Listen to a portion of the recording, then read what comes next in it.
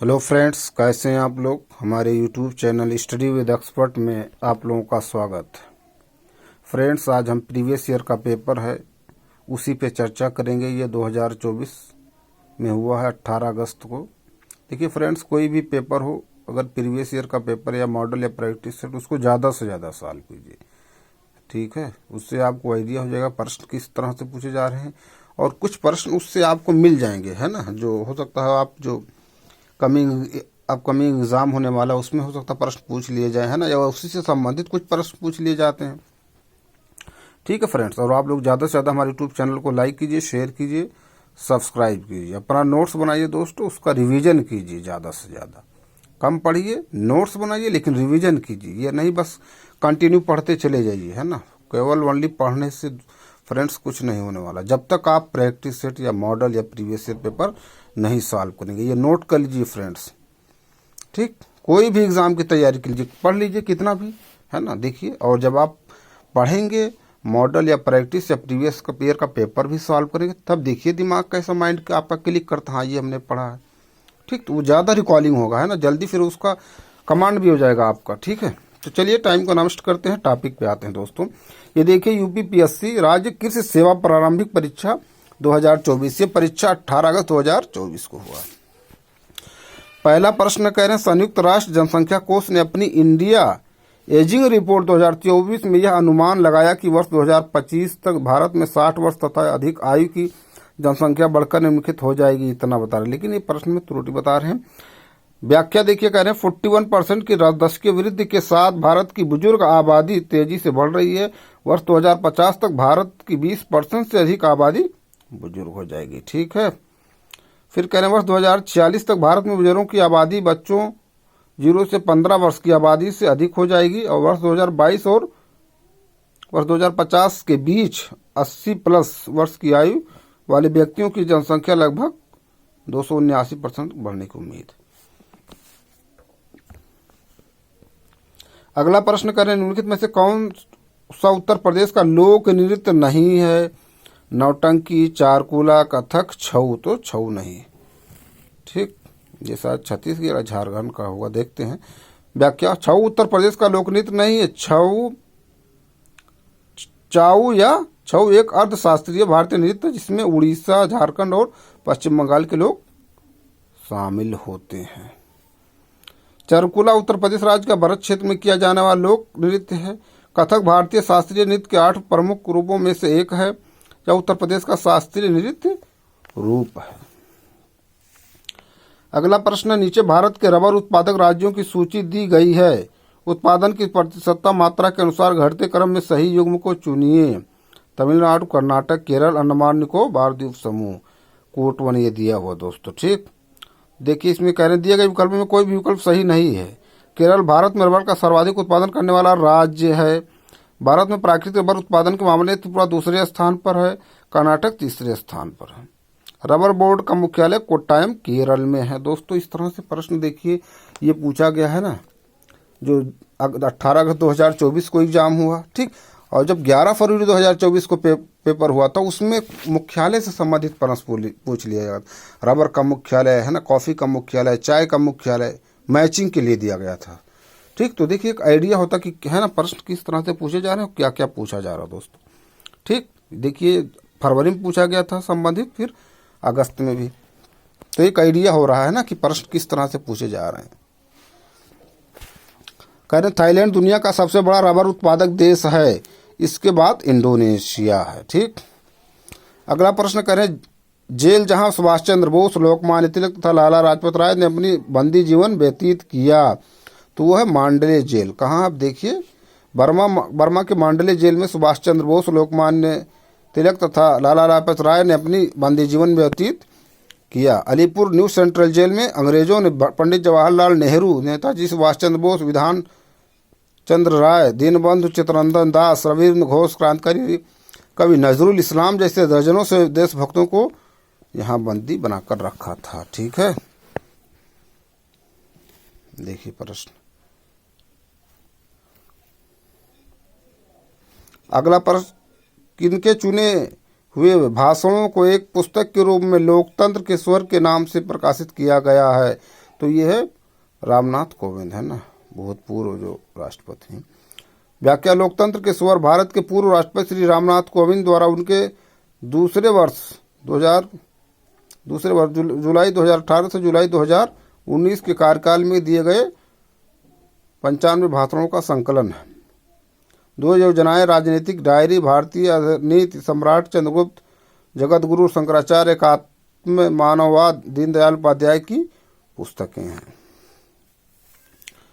अगला प्रश्न, निम्न में से उत्तर प्रदेश का कौन सा जनपद 4 राज्यों की सीमाएं स्पर्श करता है? तो सोनभद्र। कई है ना इंपॉर्टेंट प्रश्न है दोस्तों, इस तरह से भी प्रश्न पूछे जाते हैं। ठीक है, पूछ लिया गया था यूपीपीएससी में, है ना, सबसे पूर्वी जिला कौन है, कभी पश्चिमी पूछ लिया जाएगा कभी, है ना, तो ये सब मालूम होना चाहिए। ये देखिए व्याख्या, सोनभद्र 4 राज्यों की सीमाएं स्पर्श करता है। यह मध्य प्रदेश, छत्तीसगढ़, झारखंड और बिहार को स्पर्श करती है। उत्तर प्रदेश की सबसे लंबी सीमा मध्य प्रदेश और न्यूनतम सीमा रेखा हिमाचल प्रदेश को स्पर्श करती है। उत्तर प्रदेश की सीमाएं उत्तराखंड, हिमाचल प्रदेश, हरियाणा, राजस्थान, मध्य प्रदेश, छत्तीसगढ़, झारखंड, बिहार और दिल्ली से लगती है, पंजाब से नहीं है, ध्यान दीजिएगा। नेक्स्ट, वर्षा जल संचयन और स्प्रिंकलर सेट वितरण योजना किस क्षेत्र में क्रियान्वित की गई है? कानपुर, गोरखपुर, बुंदेलखंड, वाराणसी। तो ये बुंदेलखंड में है दोस्तों। ठीक है, अक्टूबर 2024 की मैगजीन। इसकी व्याख्या हम लोग देखते हैं दोस्तों। कह रहे हैं तमिलनाडु भारत का पहला राज्य है जिसने राज्य के भीतर किसी भी या सभी घरों के छत पर वर्षा जल संचयन संरचनाओं को अनिवार्य कर दिया है। वर्षा जल को बहाने के बजाय हार्वेस्टिंग वर्षा की बूंदों को एकत्र किया जाता है और भविष्य में उपयोग के लिए एक गहरे गड्ढे जलभरित टपकन के साथ एक जलाशय में संग्रहित किया जाता है। नेक्स्ट, सूचना का अधिकार अधिनियम किस वर्ष पारित हुआ? वर्ष 2005। एक बार शायद प्रश्न पूछ लिया जाता कि, है ना, कि लोकसभा से कब पारित हुआ, राज्यसभा से, है ना, ये इस तरह से प्रश्न पूछा गया था। ठीक है, जब ज़्यादा लेंदी पेपर बनाना होता है ना, तो इस तरह से डीपली पूछ लिया जाता है प्रश्न। तो व्याख्या पे आते हैं। सूचना का अधिकार आरटीआई अधिनियम 2005 संसद द्वारा अधिनियमित किया गया था और 15 जून 2005 से लागू हुआ। भारतीय संसद द्वारा केंद्रीय अधिनियम 12 मई 2005 को पारित किया गया था। सूचना का अधिकार अधिनियम 2005 अभिव्यक्ति की स्वतंत्रता के अधिकार के अंतर्गत आता है। अगला प्रश्न, निम्नलिखित में से किसका यूनियन हेल्थ मिनिस्टर द्वारा फरवरी 2024 में प्रारंभ किया गया? एम्स, एसबीआई ये दिया गया। ठीक है, तो इसमें बी वाला ऑप्शन सही, AIIMS SBI smart payment card. व्याख्या देखिए दोस्तों, ये दिया हुआ। अगला प्रश्न, व्यवसाय में लाभ या सेवा प्रयोजन है क्या? प्रतिकूल, विरोधात्मक। व्याख्या, व्यवसाय में लाभ या सेवा प्रयोजन एक दूसरे के प्रतिकूल, विरोधात्मक होते हैं। व्यवसाय के लिए उद्देश्यों की आवश्यकता प्रत्येक उस क्षेत्र में होती है जो निष्पादन परिणाम व्यवसाय के जीवन और समृद्धि को प्रभावित करते हैं। उद्देश्यों में से कुछ हैं क्षेत्र, बाजार स्थिति, नवप्रवर्तन, उत्पादकता, भौतिक एवं वित्तीय संसाधन, लाभार्जन, प्रबंधन, निष्पादन एवं विकास, कर्मचारी निष्पादन एवं अभिवृद्धि तथा सामाजिक उत्तरदायित्व।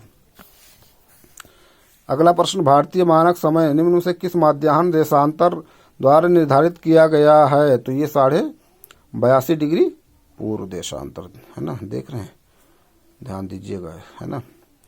व्याख्या, भारत की प्रामाणिक मध्याह्न रेखा अथवा भारतीय मानक समय IST 82 डिग्री 30 मिनट पूर्वी देशांतर से ईस्ट, है ना, देशांतर से लिया जाता है। यह देशांतर रेखा इलाहाबाद, वर्तमान प्रयागराज, मिर्जापुर आदि स्थानों से गुजरती है। भारतीय मानक समय के नियमित टाइम GMT के 5.5 घंटा आगे है, मतलब 5 घंटा 30 मिनट आगे।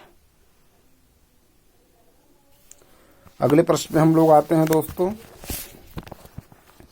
आलू पौधे का कौन सा भाग है? तो आलू तना है। व्याख्या, आलू एक खास तरह का तना है जो जमीन के अंदर उगता है। तना का रूपांतरण 3 प्रकार से होता है, भूमिगत, उपवाययी, वायवीय। नेक्स्ट, भारतीय कृषि सांख्यिकी संस्थान कहाँ स्थित है? तो ये नई दिल्ली में। भारतीय कृषि सांख्यिकी अनुसंधान संस्थान नई दिल्ली में स्थित है। चौधरी चरण सिंह राष्ट्रीय कृषि विपणन संस्थान जयपुर में स्थित है। राष्ट्रीय पटसन एवं संबंधित रेशे अनुसंधान संस्थान कोलकाता में स्थित है। अगले प्रश्न पे देखिए दोस्तों, कह रहे हैं प्रथम ब्रिटिश व्यापारिक कारखाना कहाँ स्थापित हुआ था? तो ये मसूलीपट्टनम में। व्याख्या देखिए, जहांगीर के शासनकाल में इंग्लिश ईस्ट इंडिया कंपनी ने सर्वप्रथम 1611 ईस्वी में मसूलीपट्टनम अथवा मछलीपट्टनम में एक अस्थायी कारखाना स्थापित किया था। 1613 ईस्वी में सूरत में स्थापित कारखाना अंग्रेजों का प्रथम अस्थायी कारखाना था। नेक्स्ट, किस तेल की शुद्धता का मूल्यांकन करने के लिए कन्नौज में fragrance and flavour development centre की स्थापना की गई है? तो ये है मेंथा तेल। ठीक है, ये देखिए व्याख्या। अगला प्रश्न, मानव शरीर में किडनी उत्तरदायी है किसके लिए? उत्सर्जन के लिए। ठीक, मानव शरीर में किडनी उत्सर्जन के लिए उत्तरदायी है। अन्य उत्सर्जन अंग फेफड़ा, त्वचा, यकृत, बड़ी आंत है। किडनी रक्त का शुद्धिकरण करता। रक्त के शुद्धिकरण की प्रक्रिया डायलिसिस कहलाती है। प्रश्न पूछा जाता है डायलिसिस किस पार्ट का होता है ना, संबंधित है, तो ये किडनी से संबंधित। अगला प्रश्न, निम्नलिखित में से कौन one nation one election panel के अध्यक्ष थे? तो ये हैं रामनाथ कोविंद। ठीक है, अगले प्रश्न पे आते हैं हम लोग।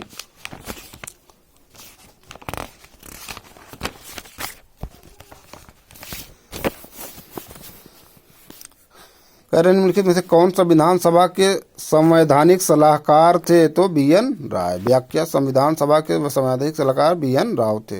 प्रारूप समिति के अध्यक्ष डॉक्टर बी.आर. अम्बेडकर थे।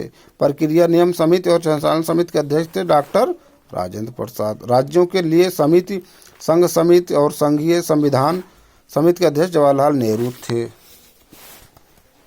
नेक्स्ट, भारत के संदर्भ में निम्नलिखित अधिनियमों को उनके वर्ष से सम्मिलित कीजिए और सुविधाओं सूचियों के नीचे दिए गए कोड से प्रयोग कर सही उत्तर चुनिए। ठीक, तो ये देखिए, वन्यजीव संरक्षण अधिनियम 1900, पर्यावरण 1972 है, पर्यावरण संरक्षण अधिनियम 1986 होगा, तो बी का पहला, यही डी वाला। ठीक, जब इतना 2002, डी का 2, ये देखिए। ठीक, तो ये इसकी बहुत ही इंपॉर्टेंट प्रश्न है दोस्तों, इसको देख लीजिए, बहुत ही इंपॉर्टेंट प्रश्न है। एनजीटी राष्ट्रीय हरित अधिकरण पूछा गया अलग से, ये स्पेशल प्रश्न पूछा गया है, बहुत इंपॉर्टेंट है, 2010 शायद अक्टूबर में, है ना। नेक्स्ट, निम्न में से कौन सा कोयला क्षेत्र दामोदर घाटी में विस्तृत नहीं है? उत्तरी करणपुरा, तंदूर, रामगढ़, गिरिडीह। तो ये तंदूर नहीं। व्याख्या पे आते हैं।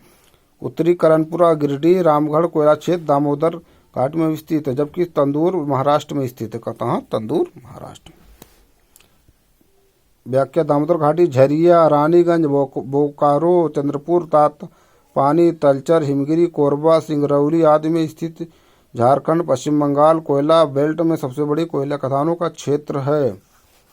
नेक्स्ट, उत्तर प्रदेश में औषधीय पार्क कहाँ बनने जा रहा है? तो ये व्याख्या, प्रश्न में कुछ गलती क्या करें। उत्तर प्रदेश में औषधीय पार्क ललितपुर में बनने जा रहा है। उत्तर प्रदेश में सॉफ्टवेयर टेक्नोलॉजी पार्क नोएडा में स्थित है। विज्ञान पार्क की स्थापना गाजियाबाद की गई है। जैव प्रौद्योगिकी पार्क की स्थापना लखनऊ में की गई है। अगला प्रश्न है, निम्नलिखित में से किसने पारिस्थितिक तंत्र शब्द को प्रतिपादित किया? देखिए, पारिस्थितिक तंत्र, तासे तंत्र, तासे टेसले, बस। तो ये डी है टेंसले। ऐसे याद कीजिए, पारिस्थितिक तंत्र है ना, तंत्र है, तंत्र से तासे तंत्र, तासे टेंसले, बस। तासे दोनों को कीजिए रिलेट, बस। ठीक है, देखिए, तो कह रहे हैं वर्ष 1935 में एजी टांसले द्वारा सर्वप्रथम पारिस्थितिक तंत्र की संकल्पना प्रस्तुत की।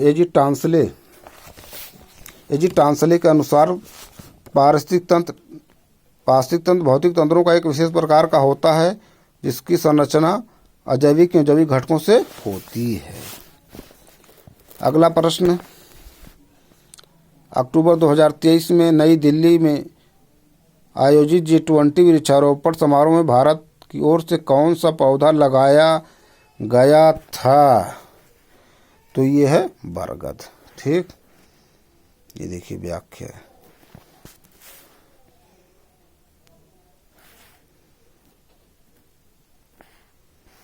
अगला प्रश्न है, विश्व पर्यावरण दिवस कब मनाया जाता है? 5 जून। विश्व पर्यावरण दिवस 5 जून को मनाया जाता है। जैव विविधता दिवस 22 मई को मनाया जाता है। ओजोन परत संरक्षण दिवस 16 सितंबर को मनाया जाता है। विश्व वानिकी दिवस 21 मार्च को मनाया जाता है। नेक्स्ट, 1 हार्स पावर का मान होता है 746 वाट। ठीक। नेक्स्ट, 1 रुपये का नोट किसके द्वारा जारी किया जाता है? तो कौन है? भारत सरकार। व्याख्या, 1 रुपये का नोट वित्त मंत्रालय द्वारा जारी किया जाता है और इस पर वित्त सचिव के हस्ताक्षर होते हैं। भारतीय रिजर्व बैंक के पास 1 रुपये का नोट को छोड़कर विभिन्न मूल्य वर्ग के करेंसी नोट जारी करने का एकमात्र अधिकार है। नेक्स्ट, निम्नलिखित को सही सुमेलित कीजिए। ठीक। जैसे चना, ग्राम, पल्सेस, मिलेट्स।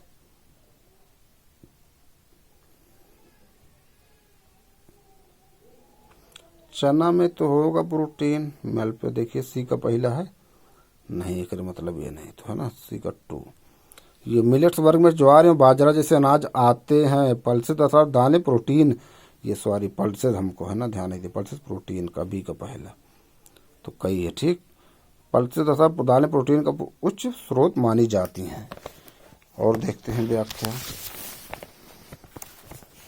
चना रबी की फसल है। गेहूं, मटर, जौ आदि अन्य फसलें भी रबी की हैं। चाय एक उष्णकटिबंधीय और उपोष्णकटिबंधीय पौधा है जो गर्म एवं आर्द्र जलवायु में अच्छी तरह से बढ़ता है। नेक्स्ट,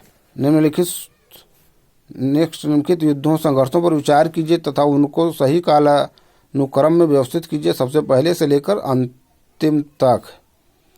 शक सातवाहन युद्ध, यशोवर्मन तथा मीरकुल संघर्ष, अजातशत्रु तलेच्छवी संघर्ष तथा हुड़ संघर्ष। तो इसमें बी वाला ऑप्शन सही है दोस्त। ठीक। देखिए व्याख्या। सर्वप्रथम 6वीं शताब्दी ईसा पूर्व के समय अजातशत्रु तथा लिच्छवी संघर्ष हुआ था। मौर्योत्तर काल में शक सातवाहन युद्ध हुआ था। स्कंदगुप्त तथा होड़ संघर्ष गुप्त काल में हुआ था, जिसका उल्लेख भीतरी स्तंभ लेख करता है। 528 ईस्वी में यशोधर्मन और संभवतः गुप्त सम्राट नरसिंह गुप्त ने हुणों को उनकी सेना और उनके नेता मेहरकुल को पराजित कर भारत से निकाल दिया। अगला प्रश्न है, सीमित दायित्व वाली साझेदारी LLP फर्म में साझेदारों की अधिकतम संख्या होती है असीमित। कितनी? असीमित दोस्तों। अगला प्रश्न है, भारत सरकार द्वारा किस वर्ष पर्यावरण नियोजन एवं समन्वय की राष्ट्रीय समिति गठित की गई थी? 1972। व्याख्या ये है। ठीक है दोस्तों। अगला प्रश्न, शिवाजी के अष्टप्रधान का सबसे महत्वपूर्ण मंत्री कौन था? तो ये देखिए, पेशवा, मजदूर, सर नौबत। देखिए पास से पेशवा, पास से प्रधानमंत्री, यही होगा शायद। देखते हैं, व्याख्या पे आते हैं। देखिए कुछ चीज़ें होती जो रिलेट करके पढ़ लेंगे, कभी नहीं भूलेंगे। शिवाजी के अष्टप्रधान के सबसे महत्वपूर्ण मंत्री पेशवा थे। पास से पेशवा, पास से प्रधानमंत्री। अष्टप्रधान परिषद में मात्य, पंत अथवा मजमुआदार मंत्री, सेनापति, सर नौबत, न्यायाधीश और पंडित राव सद्र अन्य मंत्री थे। देखिए अष्टप्रधान, अष्टदिग्गज किससे संबंधित थे, है ना, सर्च कीजिए दोस्तों। अगला है, दूध में कौन सा अम्ल पाया जाता है? तो लैक्टिक अम्ल। ये व्याख्या है, इसको देख लेते हैं। दूध में लैक्टिक अम्ल पाया जाता है। प्याज के छीलने से आंसू आ जाते हैं क्योंकि प्याज में सल्फेनिक अम्ल पाया जाता है। प्रश्न पूछा गया दोस्तों। टार्टरिक अम्ल एक सफेद क्रिस्टलीय कार्बनिक अम्ल है जो प्राकृतिक रूप से कई फलों में पाया जाता है, विशेषतः अंगूर, कच्चे आम, इमली में पाया जाता है। टमाटर ऑक्जेलिक अम्ल का एक प्राकृतिक स्रोत है। अगला प्रश्न, कितने आकार के कण को मृदा कोलाइड माना जाता है? ये व्याख्या है ना, कुछ इसमें त्रुटि था, तो ये देखिए व्याख्या। अगर सहकारी समिति अधिनियम किस वर्ष पारित हुआ था? 1904। देखिए 1904 में सहकारी समिति अधिनियम पारित हुआ था। सहकारी समितियां बाजार में सामूहिक सौदेबाजी की शक्ति का उपयोग करने के लिए लोगों द्वारा जमीनी स्तर पर बनाई गई संस्थाएं थी। सहकारिता संविधान के तहत एक राज्य का विषय है। सहकारिता किसका विषय? राज्य का। भाग 9B को 97वें संवैधानिक संशोधन अधिनियम 2011 के माध्यम से संविधान में सम्मिलित किया गया था। अगला प्रश्न निम्नलिखित में से कौन सा प्राथमिक खनिज का उदाहरण है? तो ये माइका प्राथमिक खनिज का उदाहरण है दोस्तों। अब इसकी व्याख्या देखिए, है ना। प्राथमिक खनिज का उदाहरण माइका, ये व्याख्या है।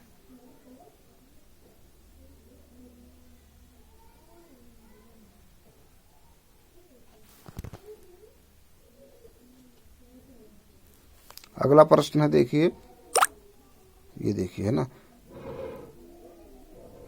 व्याख्या देख लेते हैं। माइका प्राथमिक खनिज का उदाहरण है। प्राथमिक खनिज आग्नेय चट्टान के मूल क्रिस्टलीकरण के दौरान बनने वाला खनिज होता है। गैर धात्विक खनिजों के उदाहरण चूना, पत्थर, माइका और जिप्सम, कोयला और पेट्रोलियम। हेमेटाइट और मैग्नेटाइट लौहस के प्रकार हैं। अगला प्रश्न, निम्न में से कौन सा बोर्डो या बोरेक्स मिश्रण के घटकों को सही ढंग से दर्शाता है ना? तो ये कैल्शियम सल्फेट हाइड्रेटेड चूना, कॉपर सल्फेट और sodium carbonate, copper sulphate potassium chloride, copper sulphate hydrate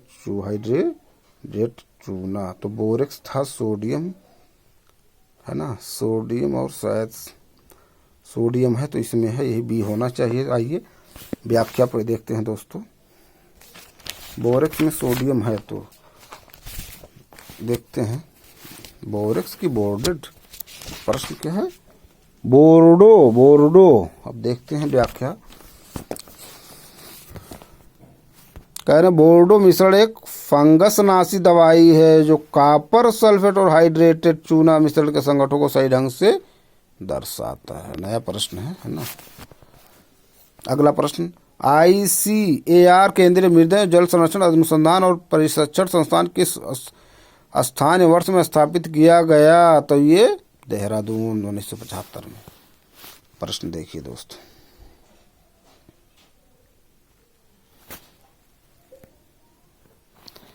अगला प्रश्न, ब्यूटीफुल गार्डन किताब लिखी गई? तो ये MS रंधावा। नेक्स्ट, भारत के भौतिक वातावरण में सम्मिलित नहीं है? तो ये मृदा विद्युत चालकता, मृदा तापक्रम, मृदा जल, मृदा हवा। ठीक, ये नहीं। अगला प्रश्न, सजातीय वर्गीकरण के आधार पर भारत को कितने कीर्ति जलवायु क्षेत्रों में बांटा गया है? तो 15। देखिए दोस्तों ये। अगला प्रश्न, भारत में कोऑपरेटिव आंदोलन के जनक कौन है? तो यह है F निकोलसन, है ना, 1904 में सहकारिता की स्थापना। ठीक, पीछे हम लोग प्रश्न देखें। नेक्स्ट, किसान क्रेडिट कार्ड KCC योजना के संदर्भ में लिखित कथनों पर विचार कीजिए। 1907 में किसान क्रेडिट योजना शुरू की गई थी। किसान क्रेडिट कार्ड योजना अल्पावधि लंबी अवधि की खेती की आवश्यकता, फसल कटाई के बाद के खर्च को पूरा करने के लिए समय पर ऋण प्रदान करती है। कह रहे ऊपर नीचे दिए गए कोड किससे सही उत्तर चुनिए? तो 1 और 2 दोनों सही है। ये देखिए KCC। ठीक है, प्रश्न कई बार UPPSC में भी पूछा गया डायरेक्ट। नेक्स्ट, नाफेड के संदर्भ में लिखित कथनों पर विचार कीजिए। तो इसमें 1 और 2 दोनों सही है। नाफेड की स्थापना 2 अक्टूबर 1958 को गांधी जयंती के शुभ दिन पर की गई थी। नाफेड की स्थापना किसानों को लाभ पहुंचाने के लिए कृषि उपज के सहकारी विपणन को बढ़ावा देने के उद्देश्य से की गई थी। दोनों सही है। व्याख्या देखिए, नाफेड का फुल फॉर्म क्या है ना? National agriculture cooperative marketing federation of India limited, 1958 में स्थापना। ठीक, नई दिल्ली में मुख्यालय। नेक्स्ट प्रश्न है, सुनहरा पीला रंग का टैग किस वर्ष के बीज में प्रयोग किया जाता है? किस वर्ग के? सुनहरा पीला रंग का टैग, तो ये होता है प्रजनक बीज। दोस्तों एक बार पूछा गया था शायद नीला जो बैग होता है वो किसके लिए? प्रश्न पूछा गया है दोस्तों। ठीक, देखिए आप प्रीवियस ईयर का पेपर उठा करके। ठीक है, व्याख्या पे देखिए। प्रजनक बीज, आधारीय बीज और प्रमाणित बीज टैग के रंग इस प्रकार है। प्रजनक बीज में एक सुनहरे पीले रंग का टैग होता है। आधारीय बीज में सफेद रंग का टैग होता है। पंजीकृत बीजों में बैंगनी रंग का टैग होता है। प्रमाणित बीजों में नीले रंग का टैग। यही प्रश्न पूछा गया था कि नीले रंग का टैग किसमें होता है? प्रमाणित बीजों में। इन पर बीज अधिनियम 1966 की धारा 5 के अनुसार एक अलग रंग का टैग लगाया जाता है। बहुत ही महत्वपूर्ण प्रश्न है दोस्तों। ठीक है, कभी कभी हम प्रश्न को लाइटली ले लेते हैं, वही प्रश्न एग्जाम में पूछ लिया जाता है। ठीक, प्रश्न और देखिए। कह रहे पुदुचेरी में प्रथम कृषि विज्ञान केंद्र की कब स्थापित की हुआ था? 1974। ये इसकी व्याख्या है दोस्तों। अगला प्रश्न, विज्ञान की वह शाखा जो मिट्टी की उत्पत्ति, उसके वर्गीकरण और विवरण का अध्ययन करती है कहलाती है पेडोलॉजी, है ना। ये देखिए व्याख्या है इसकी दोस्तों। देखिए नेक्स्ट, रंगराजन समिति संबंधित है तो ये है चीनी उद्योग से। नेक्स्ट, मिट्टी में मौजूद पानी का रूप जो गुरुत्वाकर्षण के साथ नहीं चलता है क्या कहलाता है, वो है क्या, आर्द्रता जल। लास्ट प्रश्न दोस्तों देखिए इसकी व्याख्या, निम्नलिखित में से किस सर्वेक्षण का उपयोग वाटरशेड और शहरी विकास के लिए किया जाता है। तो ये देखिए प्रश्न, इसकी व्याख्या हम लोग देखते हैं अगले पेज पे। ये इसकी व्याख्या है, विस्तृत सर्वेक्षण का उपयोग वाटरशेड और शहरी विकास के लिए किया जाता है। ये इसकी व्याख्या है दोस्तों। अगला प्रश्न, दो मुख्य फसलों के तैयार होने के मध्य अल्प अवधि में तैयार होने वाली फसल को कहते हैं क्या, कैच क्रॉप, अल्पावधि फसल। कैच नहीं, कैच क्रॉप, अल्पावधि फसल। तो दोस्तों ये कुछ इंपॉर्टेंट प्रश्न है जिसको हमने चर्चा किया। हम आप लोगों से अपने अगले वीडियो में कुछ नए प्रश्न नए टॉपिक के साथ फिर मिलते हैं आप लोगों से। आप लोग ज़्यादा से ज़्यादा हमारे यूट्यूब चैनल को लाइक कीजिए, शेयर कीजिए, सब्सक्राइब कीजिए। Thank you friends.